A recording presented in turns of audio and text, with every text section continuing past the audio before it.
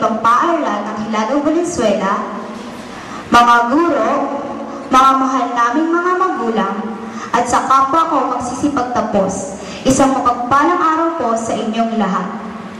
Kaming 294 na magsisipagtapos, kasama ang aming mga magulang, ay lubos na nasisiyahan sa inyong pakikiisa sa mahalagang araw ng aming buhay, ang aming pagtatapos. Isang pagsasara at pagbubukas ng panibagong landas na aming tatahakin. Paghihiwalay natin ito hindi mapipigilan. Ang pagkakaroon ng isang pangarap ay siyang kailangan. Pasasalamat sa kaalaman at karanasan. Muli, isang magandang umaga po sa inyong lahat. Sa mga batang magsisipagtapos ngayong taon na to, ay gagampanan ni Ginoong Eduardo B. Materon, punong guro ng Paaralang Elementarya ng Tugato.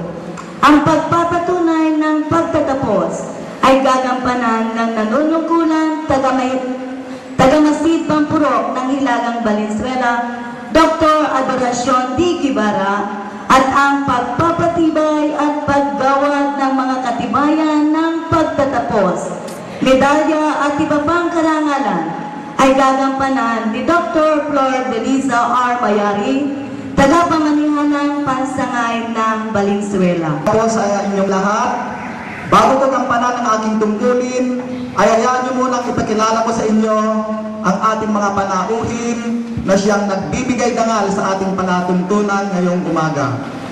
Mula po sa hanay ng lokal na pamahalaan, kapiling natin ang kagalang-galang Konsehal Rodelio Lucero. Ang ating PTA President, Konsehal Elena Del Mundo. Mula po naman sa panig ng DepEd, napakaswerte po natin at kapiling natin ngayong umaga ang ating tagapamanihalang pansangay ng mga paaralang lungsod ng Valenzuela, Dr. Flor Belisa R. Mayari. Narito rin po ang tagamasid pansangay sa Filipino, Ginang Rosary R. Carlos. Nais ko rin pong ipakilala ang aking mga kasamahang punong guro dito sa Hilagang Valenzuela. Ang punong guro ng Paltok Elementary School at tagamasid pansangay sa Ingles, Binibining Buenafe y Sabado. Punong guro ng Isla Elementary School, Ginang Azucena Ocasla.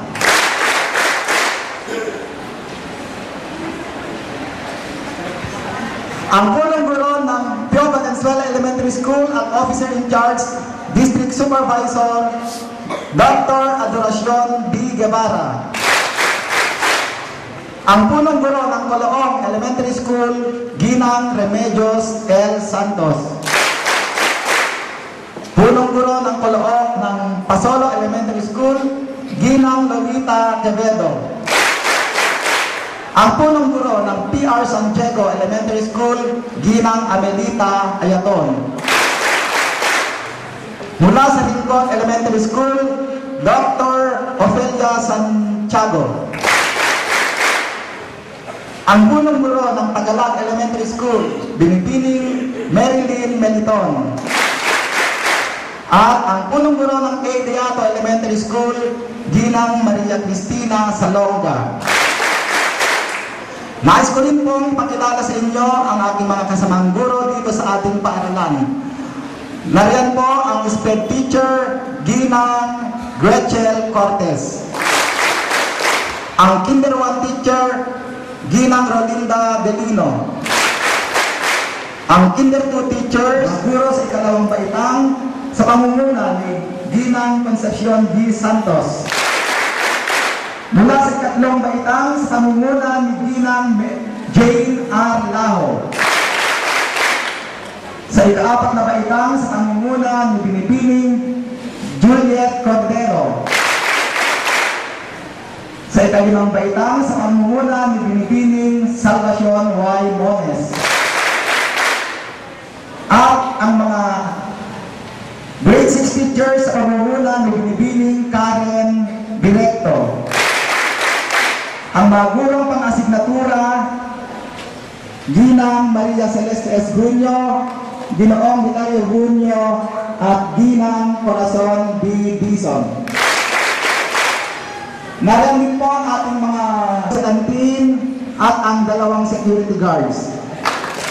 Ang 143 mga batang lalaki na may kabuuang 274 na magsisipagtapos ngayong umaga.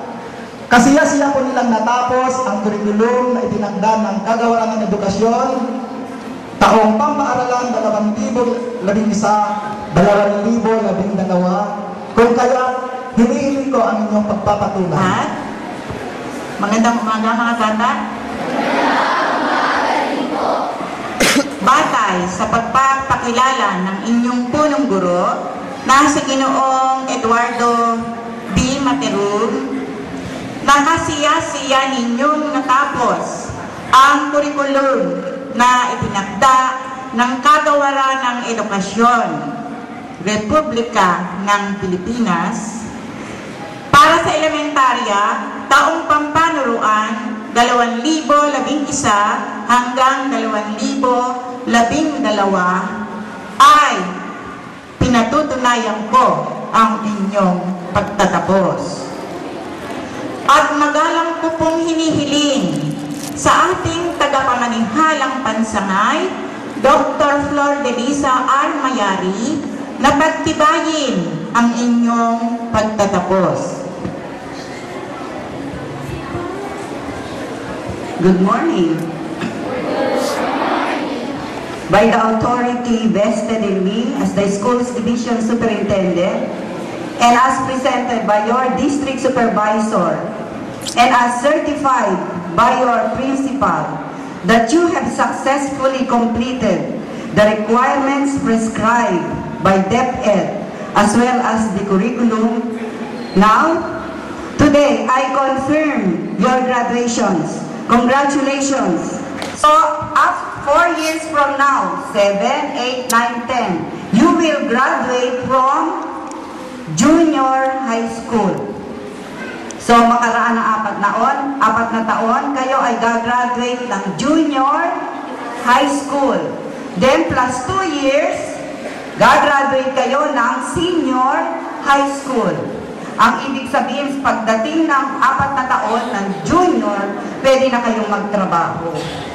Handa na kayo mag-apply base sa inyong skills o kalinangan o ang kakayanan ninyo. Lalo pa kayong gagaling after 2 years, so 6 years of secondary education. Lalong gagaling. We are at par with the global world. Ibig sabihin na ipapantay natin ang kalidad ng edukasyon sa buong mundo. Kasi ang pinakamababang number of years ng edukasyon sa buong mundo ay Pilipinas. Kaya ikaw, mag-a-apply ka, kung ikaw ay doktor, mag-a-apply ka sa abroad ng doktor, tatanggapin ka nurse. Dahil kulang ang number of years.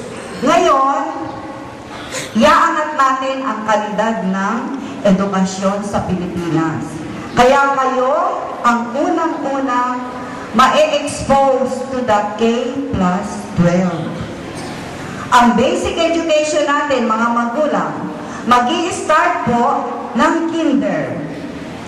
Pag hindi nag-kinder ang anak ninyo, hindi pwedeng pumasok ng grade 1. Okay? So, yung hindi pa nag-kinder, there will be a summer kindergarten class here, sir, in Tugatog Elementary School. Summer, or else you cannot enroll in grade 1.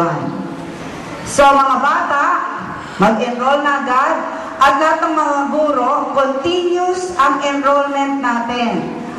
By June, start of enrollment.